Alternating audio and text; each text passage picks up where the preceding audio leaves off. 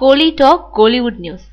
அஞ்சானுக்கு எதிராக செய்தி வெளியிடல சமந்தா. லிங்குசாமி இயக்கத்துல சூர்யா நடிச்சிட்டு வரும் படம் அஞ்சான். விஜயோட தலைவா அஜித்தோட வீரம் படங்களை போன்று இந்த படம் மும்பையில படப்பட்டு வருது. மேலும் இந்த படத்துல சமந்தா தான் நாயகின்றது ஏற்கனவே முடிவாகி அவரும் படப்பிடிப்புல கலந்துக்கிட்டு வர்றாரு. ஆனா இப்போ அந்த படத்துல ஹிந்தி நடிகை ஒருத்தரும் இன்னொரு நாயகியா நடிக்க இருக்கிறதா சொல்லப்படுது. இது காரணமா இந்த படத்துல நடிக்கிறதுனால உற்சாகத்துல இருந்துட்டு வந்த சமந்தா இப்போ கடும் அதிருப்தி மனநிலையில இருக்காங்களாம். இதனால இந்த படத்தை விட அடுத்து AR முருகதாஸ் இயக்கத்துல விஜய் நடிக்கும் படத்துல சமந்தாவோட ஆர்வம் திரும்பி இருக்கான்.